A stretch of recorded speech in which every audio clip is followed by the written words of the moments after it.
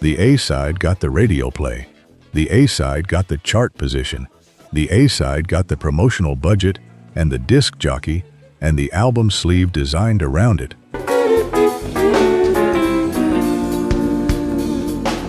But sometimes the most important thing in a recording session was what happened where A-sides. After all of that was done, when the tape was still rolling, when the musicians were still in the room, when someone tried something that wasn't in the plan.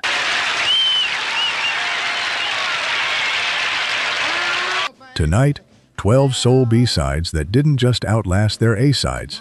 They quietly built the entire world that came after them.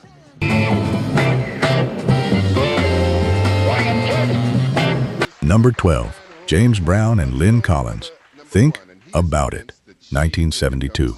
Not going for that no more, 'cause we realized two things that you want. Lyn Collins was known as the female preacher, a title that reflected the specific gospel-rooted power in her voice, the way she could move between ordinary singing and something that sounded like testimony, like the sound of genuine spiritual conviction, arriving unannounced in the middle of a commercial recording session.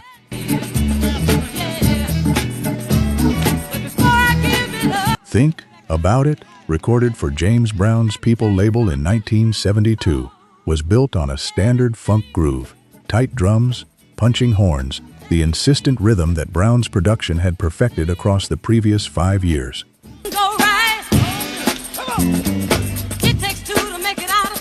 Collins delivered the vocal with the full force of her gospel background.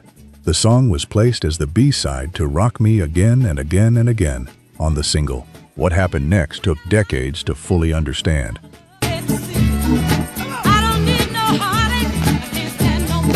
When New York DJs in the late 1970s and early 1980s began manually looping drum breaks, isolating the rhythmic section of records and repeating them on 2 turntables to extend the dance, to create a new canvas for spoken word performance. Preacher Lyn Collins. Lyn Collins' Think About It was in the rotation. The specific break, the moment where the rhythm section drops to its barest elements, was exactly what the earliest hip-hop DJs needed. Since then, the Think About It break has been sampled in over 700 commercially released recordings.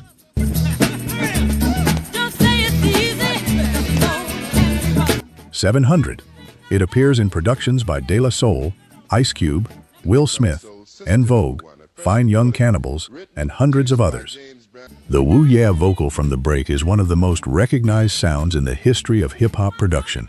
Discovered by the man who holds the title of Soul Brother #1, and he is convinced that... A B-side from 1972 by a singer known as the Female Preacher, placed on the flip of a single that nobody particularly remembers. It contains the sound that hip-hop reached for when it was trying to find its own voice. We're gonna use what we got to get what we want. So... Number 11, Sly and the Family Stone.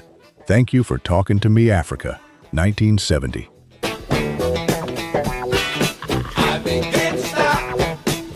By January 1971, when the single was released, Sly Stone was no longer the man who had stood at Woodstock and played to 500,000 people and given them, "I Want to Take You Higher."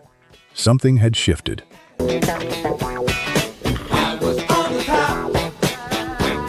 The optimism of the Family Stone's early recordings, the radical integration of black and white musicians, male and female voices, gospel and psychedelia and pop, had given way to something more interior, more suspicious, more aware of the specific costs of being who Sly Stone was in the specific world he was navigating.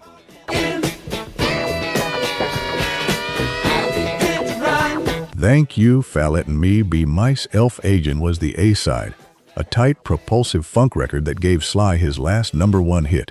The B-side, Thank You for Talking to Me, Africa, was a completely reworked version of the same song, slower, heavier, stripped of the brightness that the A-side had retained. The vocal delivered as if the singer had arrived somewhere very different from where the A-side had started.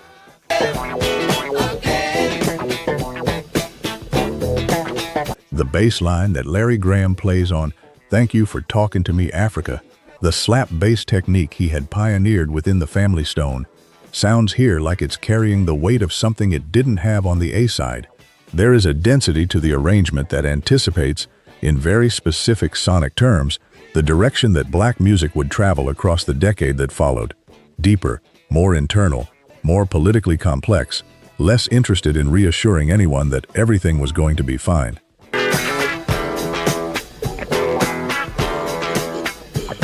Hip-hop producers heard this record. The slowed-down, darker version of an already significant soul record pointed toward a specific aesthetic that became central to both the funk-based production of the mid-1970s and the sample-based production of hip-hop's golden era. The B-side is where Sly Stone said goodbye to optimism. The music that came after him picked that specific goodbye up and built from it.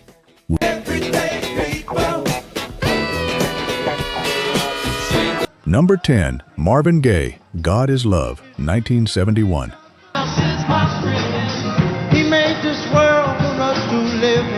What's Going On is ranked by Rolling Stone as the greatest song of all time, from the greatest album of all time.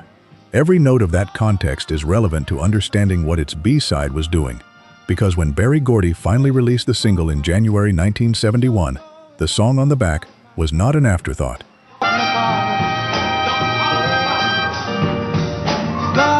It was the spiritual completion of the argument the A-side had opened.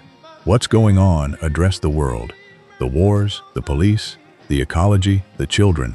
It looked outward at a civilization in crisis and asked the question that the title contained: what is happening here, and why are we letting it happen?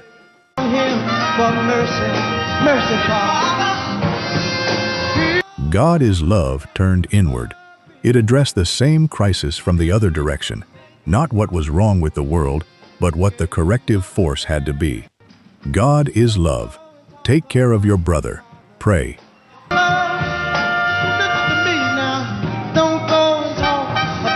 The two sides of the single were two halves of a single theological argument.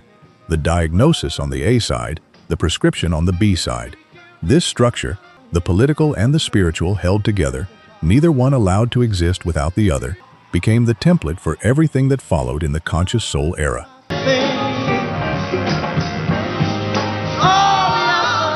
Marvin Gaye's What's Going On album, which Gordy eventually allowed after the single's commercial success, expanded both sides of the argument across an entire LP. But the B-side of the original single had established the terms. You could not hear What's Going On without asking what came next.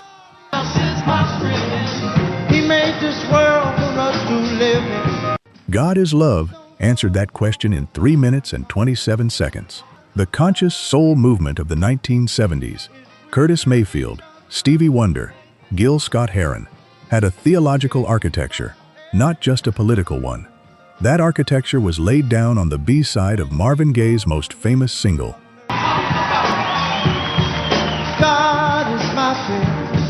If you're locked into this one, most people scrolling past these songs have no idea what it took to make them. We digs that history back up, one record at a time. The subscribe button costs nothing, and it means you won't miss the next one. Number 9, Donny Hathaway, Little Ghetto Boy, 1972.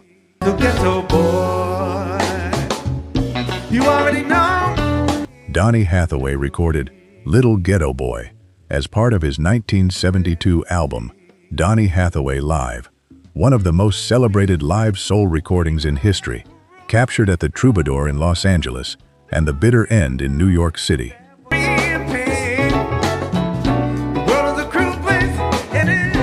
The song appeared on the B-side configuration of the album's vinyl and was part of the live set that demonstrated what Hathaway was capable of in front of an audience: a pianist, arranger, vocalist, and emotional communicator of extraordinary depth.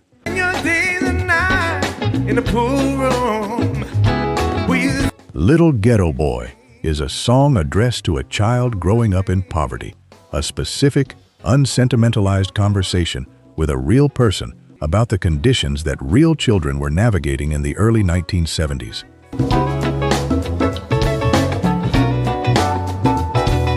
It does not offer comfort. It does not offer false hope. It offers the radical gift of being seen, of having someone look directly at the conditions of your life and say, yes, this is what is happening, and it matters that you are living through it. You know, that was a sad, sad old day. The musical arrangement strips away the orchestral elements that defined much of Hathaway's studio work and allows his voice and piano to carry everything. The gospel roots are fully visible. This is the tradition of speaking to a congregation about specific earthly circumstances through music that reaches into spiritual register.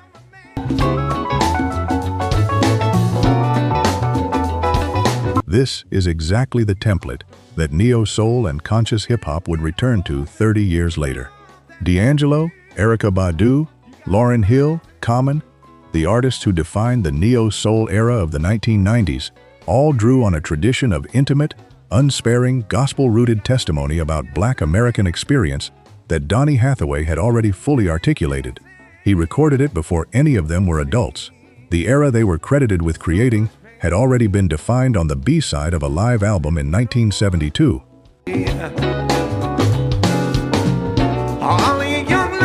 Number 8. James Brown, Cold Sweat Part 2, 1967.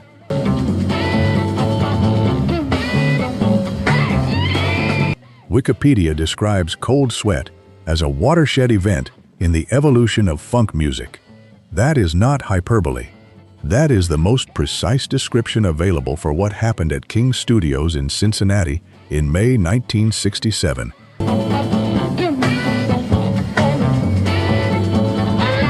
When James Brown, his bandleader Alfred Pee Wee Ellis, and drummer Clyde Stubblefield recorded a piece of music that had essentially one chord change and built everything else out of rhythm. The single was released in 2 parts. Part 1 was the A-side, the version with the vocal, the structure, the recognizable song format. Part 2 was the B-side, more extended, more instrumental, the groove released from the obligation to carry a conventional song, running until it had made its point as a pure rhythmic document.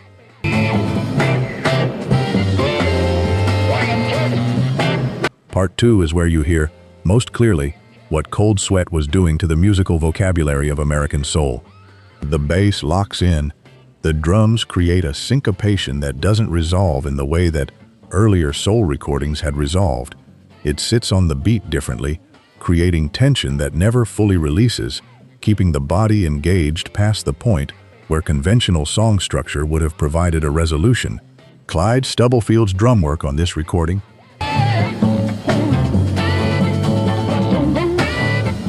his specific approach to the hi-hat and snare in relation to the bass drum, became the rhythmic template that hip-hop producers reached for when they began building tracks from samples.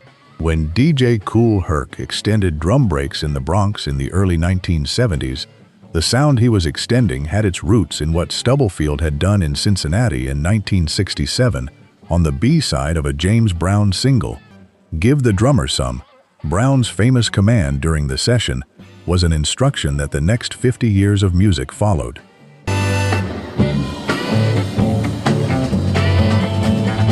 Number 7. Curtis Mayfield, Pusherman, 1972.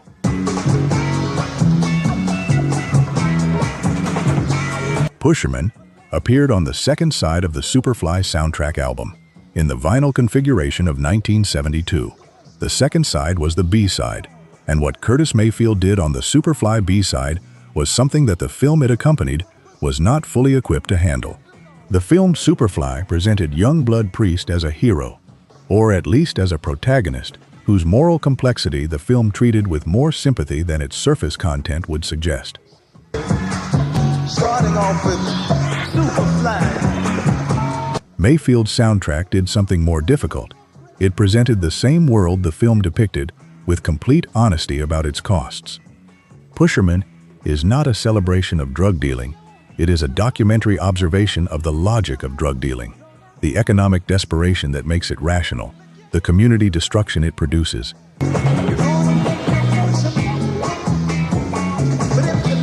The specific way that the pusherman occupies a position in the economic ecosystem of a neighborhood that has been systematically denied other options. Mayfield delivers the lyric with the flat clarity of a reporter rather than the moral urgency of a preacher, and that flatness is more devastating than any sermon could have been.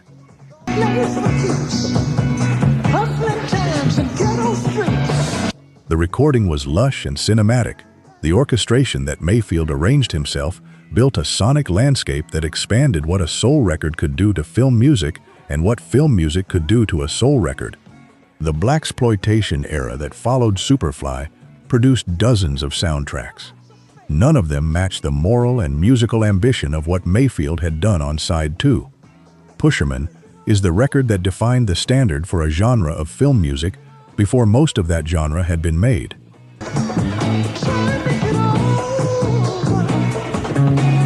Number 6. Al Green, Bell, 1977. Nothing in the world should keep us apart. By 1977, Al Green had already been one of the most commercially successful soul artists of the decade. Let's Stay Together had gone to number 1 in 1972.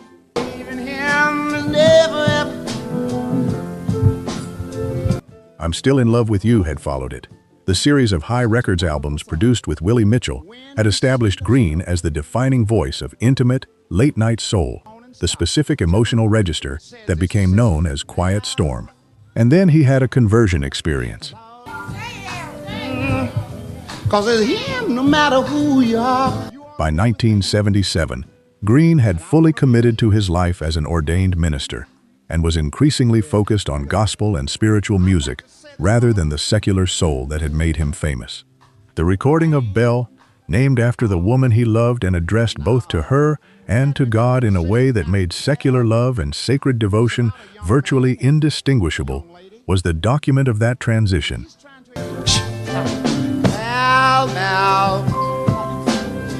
Bell is the moment where Al Green's commercial career and his spiritual life occupied precisely the same space in a piece of music. The production, Willie Mitchell's spare, intimate arrangement, the guitar pattern that moves through the chord, changes with the unhurried confidence of a prayer, rather than the urgency of a hook, sounds like a church service that has somehow ended up on a studio recording. Shh, please. It defined an era, not just for Al Green, but for the broader tradition of the spiritual secular tension in black music. The soul singer who becomes the preacher, who refuses to entirely abandon the music that made them while committing fully to the faith that calls them. That figure appears throughout the history of black American music. Bell is one of the most complete and honest documents of what that transition actually sounds like.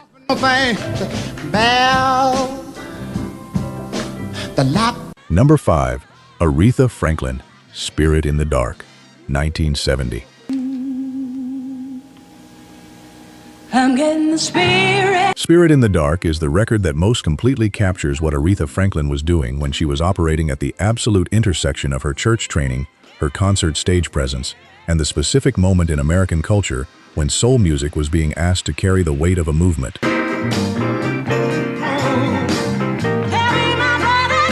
Released as the B-side to Don't Play That Song in 1970, Spirit in the Dark is built on a piano riff that sounds like it was already playing when the tape started rolling, as if the recording process simply captured something that had been happening anyway.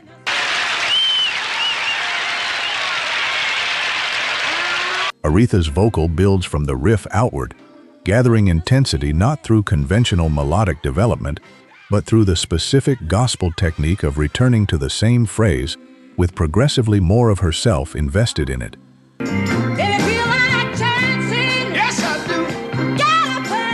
The live version, recorded at the Fillmore West and released on the Aretha Live at Fillmore West album in 1971, where Ray Charles joined her on stage for an unplanned extended performance of the song, is one of the most extraordinary documents in the history of recorded performance.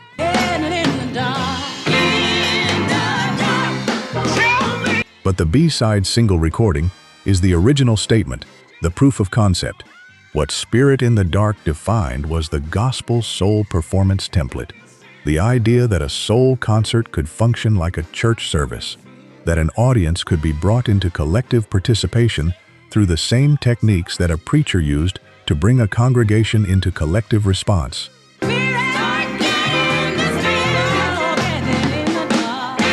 Every soul performance that works this way, that makes the audience feel they are participants rather than spectators, owes a structural debt to what Aretha Franklin was doing on the B-side of a 1970 Atlantic single.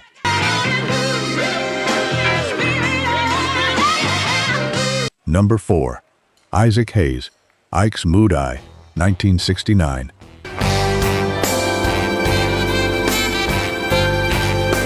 The story of Walk On By, on Isaac Hayes' 1969 album, Hot Buttered Soul, begins with a simple premise. Hayes was going to record the Burt Bacharach and Hal David composition that Dionne Warwick had made famous in 1964.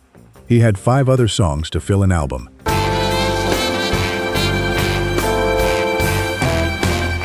He had a 20-minute studio booking for Walk On By. He played for 12 minutes. The extended, orchestrated version that emerged from that session, with strings arranged to create a sonic landscape rather than a commercial hook, with Hayes' voice used as an instrument in a composition rather than a vehicle for conventional song delivery, was placed on side 2 of the Hot Buttered Soul album.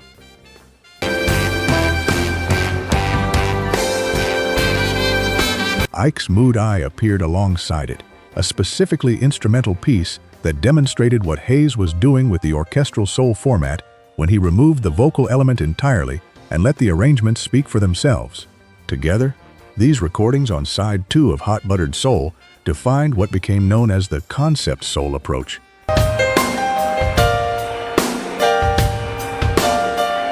The idea that soul music could operate at the length and formal complexity of a jazz suite or a classical composition, that album sides, rather than 3-minute singles, could be the primary unit of artistic expression. The blaxploitation era, smooth jazz, and the quiet storm radio format all drew on this formal innovation.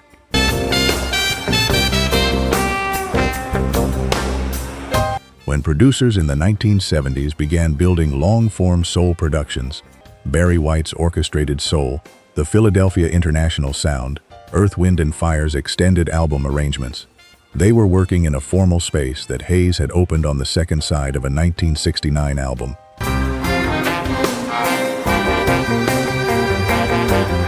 Number 3. The Impressions, Choice of Colors, 1969.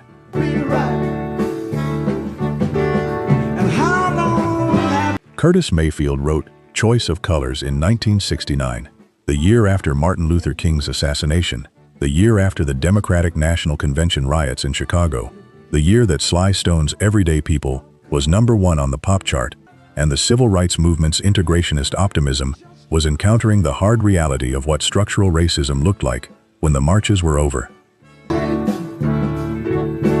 Which would you prefer to?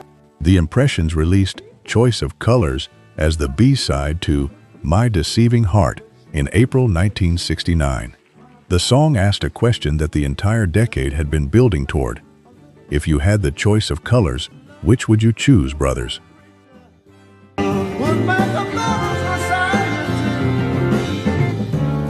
It was a direct, unambiguous challenge to the terms of the debate, a statement that black identity was not a burden to be overcome but a choice to be made, with full awareness and pride, at a moment when that choice carried real political meaning.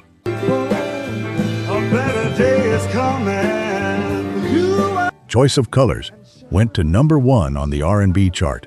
The B-side that carried one of the most important political questions of its decade outperformed its A-side, but its significance was not primarily commercial.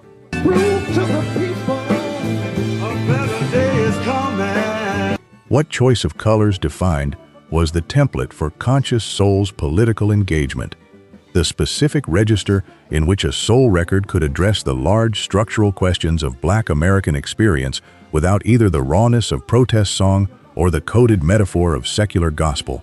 Mayfield was speaking directly, clearly, and commercially simultaneously. Who told you you love your black preacher? That combination, the politically direct, commercially viable, artistically rigorous soul record, became the standard for everything that followed in the conscious soul era. Can you respect your brother's woman? Number 2, Stevie Wonder, Too High, 1973. I'm too high Stevie Wonder turned 23 years old in May 1973. He had spent the preceding 18 months in a legal and creative battle for full artistic control of his Motown career. The battle that ended with him being granted a production deal that gave him the right to write, produce, and arrange his own recordings without label interference.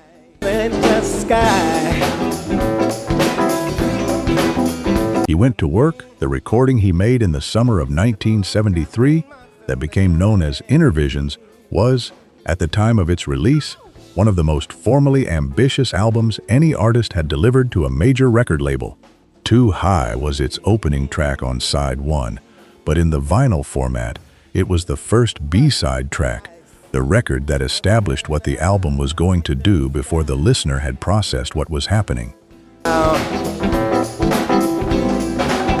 She's a girl in the light. Too High was an anti-drug song that didn't sound like an anti-drug song. It was built on a synthesizer groove that Stevie played himself, a sound that in 1973 was genuinely new, genuinely unsettling, and genuinely prophetic about the direction that recorded music would travel across the decade that followed. The arrangement was dense and layered in a way that rock music had been doing since Sgt. Pepper, but that soul music had largely not yet attempted.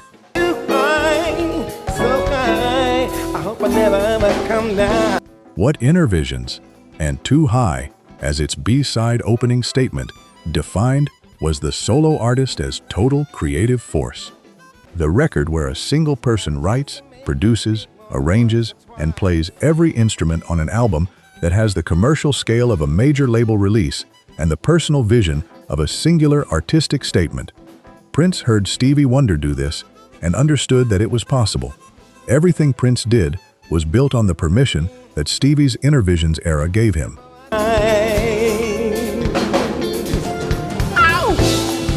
Number 1. Lyn Collins. Think About It, 1972.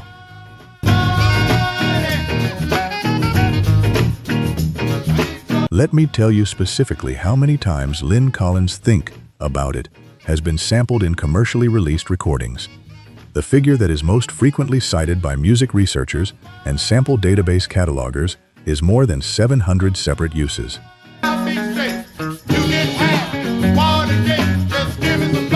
700.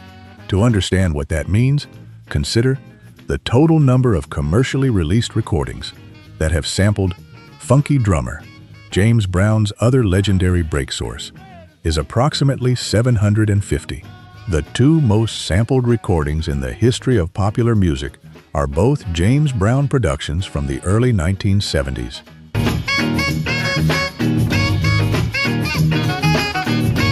One of them has a woman's voice at its center. One of them was the B-side. Collins was born in Abilene, Texas, and came to music through the gospel circuit before meeting James Brown, who signed her to his People label. Think About It was produced by Brown and built on the specific groove architecture, the bass drop, the horn stab, the drum break, that his productions had been refining since the mid-1960s.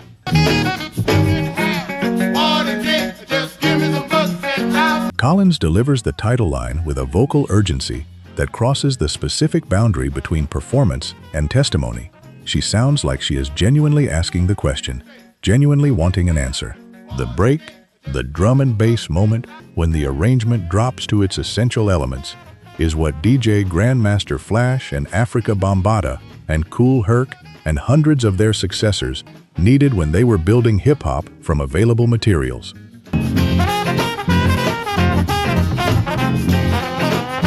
They didn't need a song.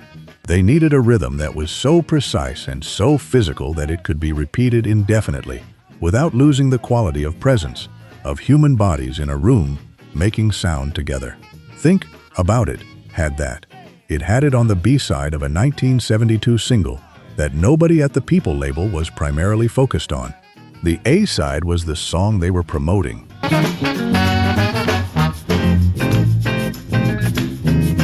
The B-side was building the art form that replaced them all.